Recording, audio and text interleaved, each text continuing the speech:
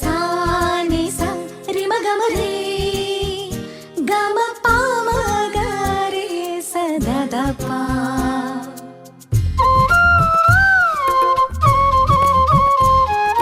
புல்வெளி பெய்யும் சாரலை போல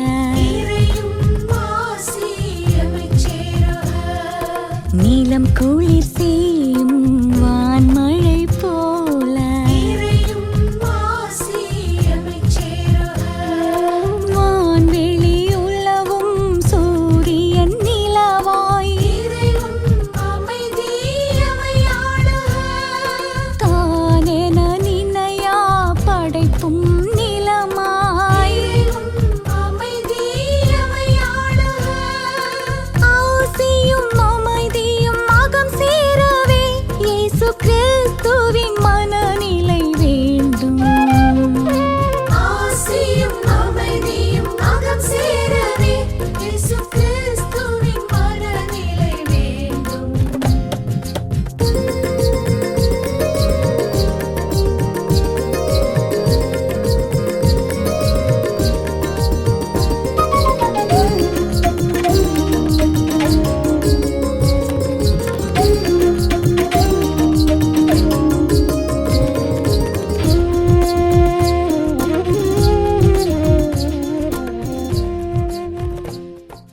தந்தை மகன் தூயாவியாரின் பெயராலே ஆமென். ஆண்டவரே இயேசு கிறிஸ்துவுக்குள் வாழ்கின்ற அருமையான மதியாபிஷன் நேயர்களே, அன்பர்களே, நண்பர்களே, பெரியோர்களே, பெற்றோர்களே அனைவருக்கும் பெரிய வியாழன் முப்பெரும் விழாக்களை கொண்டாடுகின்ற பெரிய வியாழன் இறைவார்த்தை சிந்தனை ஜெபத்திற்கு அழைப்பதில் மகிழ்ச்சி அடைகின்றேன். இந்த நாளையே தாய் திரு அவையானது 3 மிக முக்கியமான காரியங்களை திரு அவைக்கு நினைவுபடுத்துகின்றது. ஒன்று, குருத்துவத்தை ஏற்படுத்தியது அல்லது பணியாட்களை ஏற்படுத்தியது. 2வது, நற்கருணை கொண்டாட்டம் என்று சொல்லக்கூடியது. 3வது, பணிவிடை செய்வதும் பாதங்களை கழுவுகின்ற நிகழ்ச்சி என்று சொல்லக்கூடிய அந்த காரியத்தை ஆண்டவர் ஏற்படுத்தி பணிவிடை என்றால் என்ன என்பதை பற்றி அருமையாக சொல்லிக் கொடுக்கிறார். எனவே இன்றைய நாளிலே நாம் எடுத்திருக்கின்ற மைய சிந்தனையானது பணிவிடை செய்ய அழைத்தல், பணிவிடை செய்ய அழைத்தல் என்று சொல்லக்கூடிய சிந்தனைகளை நாம் இந்த இறைவார்த்தை கடந்து செல்லுகின்றோம். யோவான் நற்செய்தி 13:1 முதல் 15 வரையுள்ள இறைவார்த்தைகள். பாஸ்கா விழா தொடங்க இருந்தது. தங்கள் உலகத்தை விட்டு தந்தையிடம் செல்வதற்கான நேரம் வந்துவிட்டது என்பதை இயேசு அறிந்திருந்தார். உலகில் வாழ்ந்த தமக்குரியவர் மேல் அன்பு கொண்டிருந்த அவர் அவர்கள் மேல் இறுதி வரையும் அன்பு செலுத்தினார். இயேசுவை காட்டிக் கொடுக்கும் எண்ணத்தை அழகை சீமோனின் மகனாகிய யூதாஸ் இஸ்காரியோத்தின் உள்ளத்தில் எழச் செய்திருந்தது. இரவு உணவு வேளையில் தந்தை அனைத்தையும் கையில் ஒப்படைத்துள்ளார் என்பதையும் தாம் கடவுளிடமிருந்து வந்தது போல அவரிடமே திரும்பிச் செல்ல வேண்டும் என்பதை அறிந்தவராய் இயேசு பந்தியில் இருந்து எழுந்து தம் மேலுடையை கழற்றி வைத்துவிட்டு ஒரு துண்டை எடுத்து இடுப்பில் கட்டி கொண்டார்.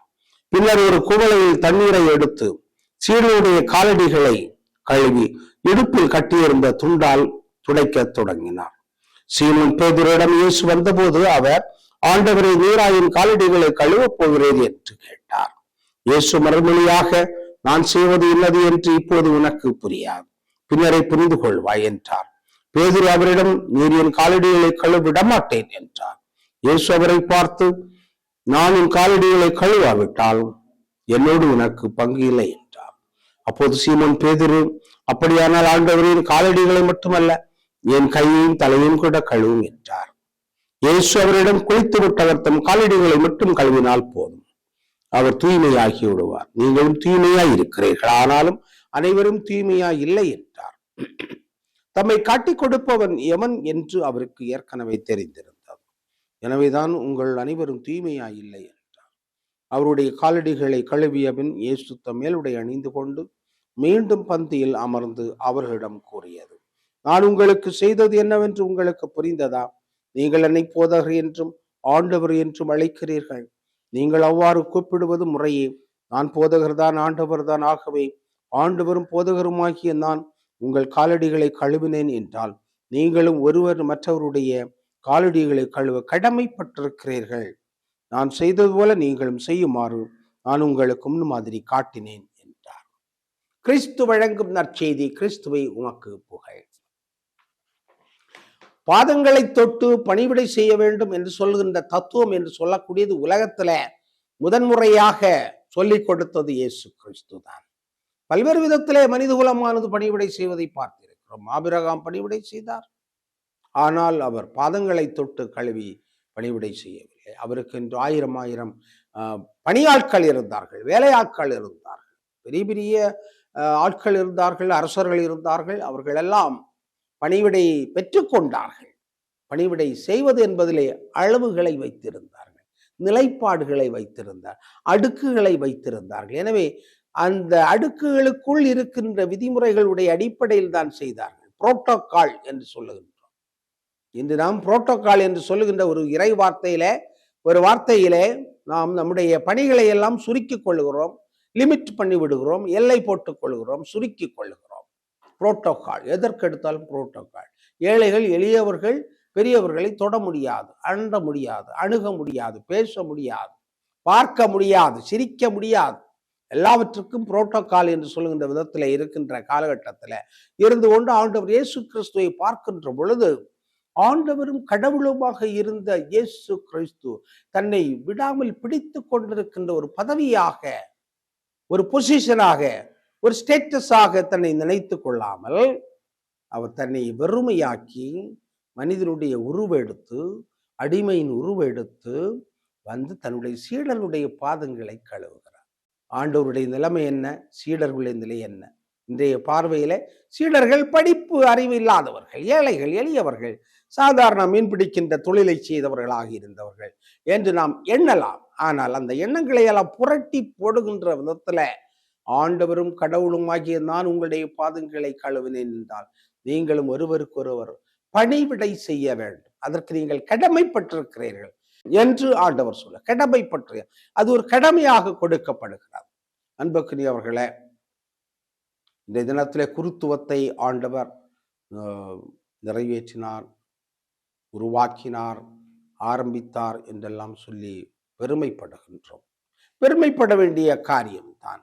எந்த அளவிற்கு அதிகமாக கொடுக்கப்படுகிறதோ பொறுப்புகள், அந்த அளவிற்கு அதிகமாக தங்களை தாழ்த்தி கொள்ள வேண்டும் என்று சொல்லுகின்ற நிலைப்பாட்டையும் ஆண்டவர் கொடுக்கின்றார். எனவே ஒரு நாட்டினுடைய தலைவராக இருக்கக்கூடியவன் நாட்டினுடைய அடிமட்டத்தில் இருக்கின்ற ஒரு சாதாரண குடிமகனுக்கும் பணிவிடை செய்யக்கூடியவனாக இருக்க வேண்டும். ஆனால் இன்று நிலைமை எப்படி இருக்கிறது என்று சொன்னால், அடிமட்டத்தில் இருக்கின்றவன் அடி வயிற்றில் அடித்து கொண்டு அவனிடமிருந்து எல்லா விதமான வரிகளை பிடுங்கி எடுத்துக்கொண்டு அவனை அடிமையாக வைத்திருக்கின்ற சூழ்நிலைகளை பார்க்கின்றோம். அடிப்படை உரிமைகளை கூட கொடுக்காமல் இருக்கின்ற சூழ்நிலைகளை பார்க்கிறோம். இந்த நேரத்தில் தான் நம்முடைய மேனாள் திருத்தந்தை பிரான்சிஸ் அவர்களை நாம் நினைத்து பார்க்க கடமைப்பட்டிருக்கிறோம். புனித பிரான்சிஸ் அசிசியார் எவ்வாறு ஏழையாக வாழ்வதற்காக முயற்சி எடுத்தாரோ, தன்னுடைய செல்வத்தை எல்லாம் துறந்து விட்டு இறையாட்சி பணிக்காக தன்னை அர்ப்பணித்தாரோ, அதுபோல அவருடைய பெயரை தாங்கி வந்த பிரான்சிஸ் ஏழையாக எளிமையாக வாழ்ந்தார். வழக்கமாக இருக்கின்ற திருத்தந்தையினுடைய அறையில் அவர் தங்காமல் தனியான ஒரு சிறிய எளிய அறையில் தங்குகின்றார். அதுதான் அவருடைய அந்த எளிமை என்று சொல்லக்கூடிய, தாழ்த்தி கொள்ளுதல் என்று சொல்லக்கூடியது. பல்வேறு நாடுகளில் இருந்து பல்வேறு நிலைகளில் இருந்த நபர்களை கொண்டு வந்து பாதங்களை கழுவினார். தொழுநோயாளர்களாக இருக்கலாம், கைதிகளாக இருக்கலாம், தீவிரவாதிகளாக இருக்கலாம், கருப்பாக இருக்கலாம், வெள்ளையாக இருக்கலாம், இவர்களுக்கெல்லாம் மதிப்பு கொடுத்தார். எனவே அது ஒரு பயங்கரமான ஒரு புரட்சியாக இருப்பதை பார்க்கிறோம். ஆண்டவர் இயேசு கிறிஸ்து இந்த பாதங்களை கழுவி ஒரு பணிவிடைக்கான ஒரு எடுத்துக்காட்டை கொடுக்கிறார். எதற்காக கொடுத்திருக்க வேண்டும் என்று நான் அடிக்கடி சிந்தித்து பார்ப்பது உண்டு. காரணம், பாதங்களை கழுவி பணிவிடை செய்தல் என்று சொல்லக்கூடியது அன்றைய காலகட்டத்தினுடைய கலாச்சாரத்தினுடைய முரண்பாடான செயல்பாடாக இருந்தது. அடிமைகள் எஜமானர்களுடைய பாதங்களை கழுவி விடுவார்கள், பாதங்களை சுத்தம் செய்வார்கள், நறுமண தைலத்தால் பூசுவார்கள்.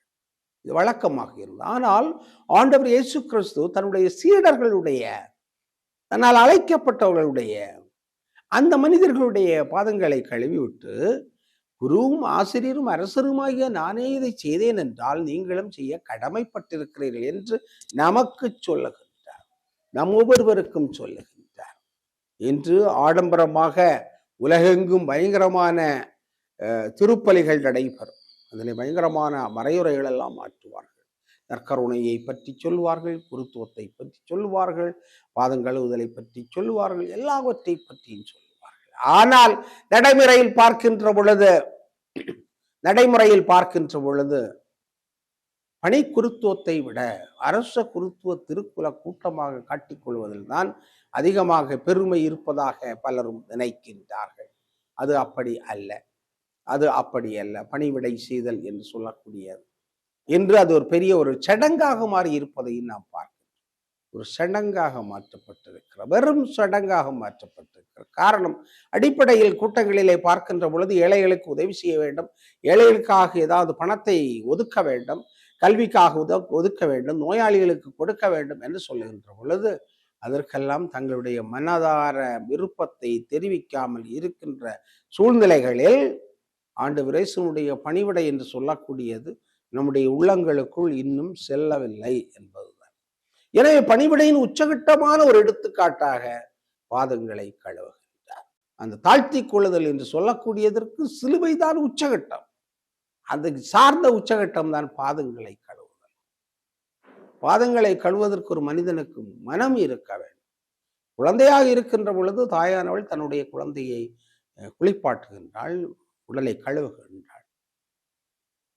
மனிதன் இறக்கின்ற பொழுது, மரணத்தின் பிடியில் சிக்கிக் கொள்கின்ற பொழுது அவனுடைய இறுதி கட்டமாக செய்யக்கூடிய மரியாதை அவனுடைய உடலை சுத்தப்படுத்துவது, நறுமண தைலம் பூசுவது என்றெல்லாம் யூதர்களுடைய பழக்கத்திலே இருந்தது.